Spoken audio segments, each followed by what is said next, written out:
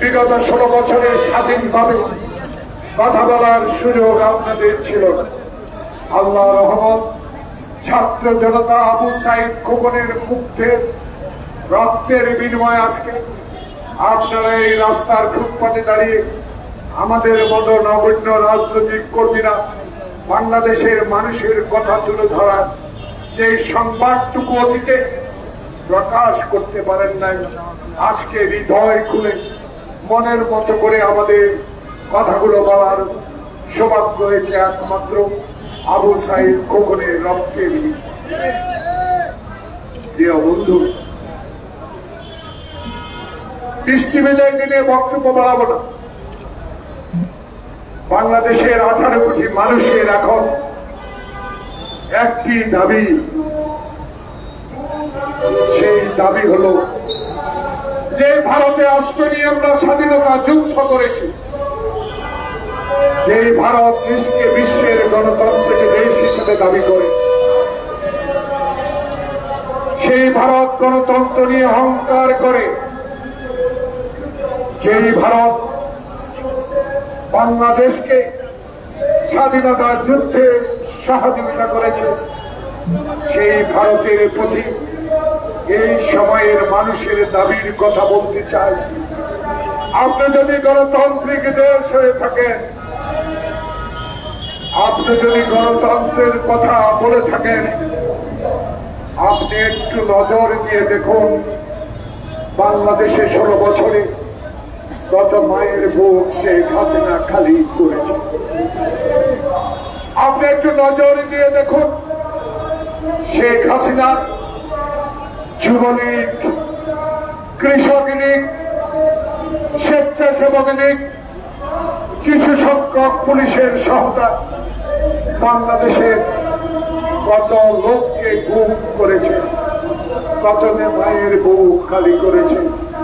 সেই দিকে একটু নজর দিয়ে আবু সাইদ খোকনকে স্মরণ করে, অসংখ্য নেতাকর্মীর রক্তের দিকে একটু স্মরণ করে দয়া করুন আমাদেরকে অন্তর্বর্তীকালীন সরকার ডক্টর ইউনূসের কাছে সরকার প্রধান হিসেবে বাংলাদেশে শেখ হাসিনাকে অবিলম্বে বাংলাদেশে ফেরত দিয়ে মানুষের আকুতি, মানুষের কথা বুঝার চেষ্টা করে, মানুষের অভাব অভিযোগ, মানুষের গণতন্ত্রের কথা বলার জন্য বাংলাদেশ জাতীয়তাবাদী দলের চেয়ারপারসন বেগম খালেদা জিয়াকে একটি অসত্য মামলায় আপনি সাজা দিয়ে আজকে মৃত্যুর পথে ফেলে দিয়েছেন। প্রিয় ভারতবাসী, এখন আপনাদের দাবি, আমাদের দাবি আপনাদের কাছে বাংলাদেশের এই গণহত্যাকারী আবু সাইদ খোকনকে গুলির নির্দেশদাতা বাংলাদেশের সবচেয়ে ইতিহাসের স্বৈরাচারী সরকার শেখ হাসিনাকে অবশ্যই আপনি বাংলাদেশের হাতে হস্তান্তর করবেন। প্রিয় ভাইয়েরা, যেই নেতা তারেক রহমান 21-এর গ্রেনেড হামলায় আপনি আপনার নির্দেশ প্রাপ্ত কিছু সংখ্যক বিচারপতি দিয়ে তারেক রহমানকে 21-এ গ্রেনেড হামলায় সাজা দিয়েছে। প্রিয় বন্ধুগণ, 21-এ গ্রেনেড হামলায় তারেক রহমানের কোন সম্পৃক্ততা নাই। রাজনৈতিক প্রতিহিংসার কারণে সেদিন কান্দারি কোর্ট দিয়ে তারেক রহমানকে সাজা দিয়েছেন। সেই তারেক রহমান একটুও বিচলিত হয় নাই। সেই তারেক রহমান বিদেশে থাকে বাংলাদেশের এই জাতীয়তাবাদী শক্তিকে উজ্জীবিত রেখেছে, আন্দোলন সংগ্রাম করেছে। সে আন্দোলনের ফসল ছাত্র জনতার রক্ত। তাই তার কথাটুকু প্রচার করেন নাই, তার বিবৃতি প্রকাশ করেন নাই, তার দুটি কথা পত্রিকায় লেখার জন্য নির্দেশ প্রাপ্ত হয়ে আপনারা বন্ধ করে দিয়েছিলেন। আজকে সেই তারেক রহমান বাংলাদেশের মানুষের কাছে ঋণী। বাংলাদেশের মানুষ তাকে স্মরণ করে, বাংলাদেশের মানুষ তার জন্য দোয়া করে, কারণ সে এমন একটা পিতার সন্তান, এমন একটি পিতা মায়ের সন্তান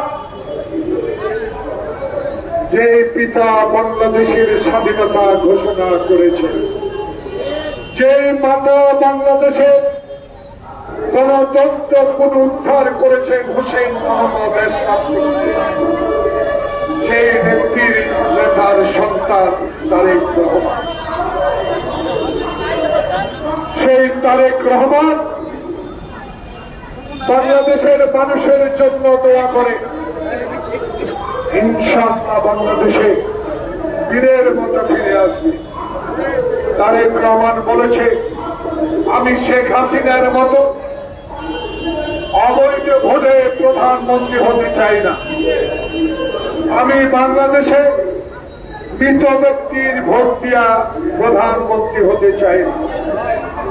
আমি বাংলাদেশে এক মাথা এক ভোট, আমার ভোট আমি দিব, এর মাধ্যমে বাংলাদেশের সরকারে যেতে চাই। তার মা যেমনি ভাবে 1971 সালে 1991 সালে এক মাথা এক ভোটে প্রধানমন্ত্রী হয়েছিলেন, তারই সন্তান আবার জনগণের কাছে আসবে।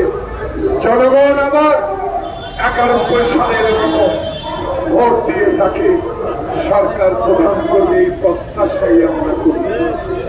তাই আজকে গণতন্ত্র ফোরাম বাংলাদেশে যারা হারুন বিপ্লবের মতো অফিসার সৃষ্টি করেছে, যারা বাংলাদেশে আসাদের মতো আসাদ মিয়া নামে তাকে কমিশনার বানিয়েছে, বাংলাদেশে যারা বেনজিরকে আইজি বানিয়েছে, যারা র্যাব বানিয়েছে, র্যাবের ডিজি বানিয়েছে, তাদের কাছে আমাদের দাবি থাকবে। আপনারা এখনো বলেন কার নির্দেশে এগুলো করেছে, এখনো সময় আছে। বাংলাদেশে ইন্টারিয়াম গভর্নমেন্ট, আমরা সর্বপন্থাকে সহযোগিতা করব, আমরা আশ্বাস দিয়েছি। তাই আজকে এই বৃষ্টিতে যাদের আপনাদের কাছে আবার জানাবো, আসুন তাদের জনগণের হাতকে শক্তিশালী করে বাংলাদেশের সকল অত্যাচার অবিচার রুখে দিই এবং সন্ত্রাসের বিরুদ্ধে রুখে দাঁড়ায়। আসুন এই সরকারকে সহযোগিতা করে বাংলাদেশের 16 বছরের জঞ্জাল, 16 বছরের অত্যাচার অবিচার যারা করেছে তাদের আইনের আওতায় হোক। গণতন্ত্র ফোরাম ধন্যবাদ, সবাইকে ধন্যবাদ।